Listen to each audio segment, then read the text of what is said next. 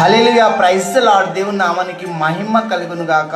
ఈరోజు దేవుని వాక్యము యోబు గ్రంథము 1వ అధ్యాయము 21వ వచనంలో దేవుడు ఇలాగూ సెలవిస్తున్నాడు. నేను నా తల్లి గర్భంలో నుండి దిగంబర్నై వచ్చి తిని దిగంబర్నై అక్కడికి వెళ్ళెదను. యెహోవా ఇచ్చెను, యెహోవా తీసుకొని పోయెను. యెహోవా నామమునకు స్తుతి కలుగును గాక. ఈ సంతతులలో ఏ విషయమై యోబు ఏ పాపము చేయలేదు, దేవుడు అన్యాయము చేసనని చెప్పలేదు. సో యోబుకు అంత భయంకరమైన వేద బాధన, కురుపులతో వేదనతో బూడిదలో కూర్చున్నా కూడా దేవుణ్ణి ఎప్పుడు నిందించలేదు. సో దేవుని వెంబడిస్తూనే ఉన్నాడు.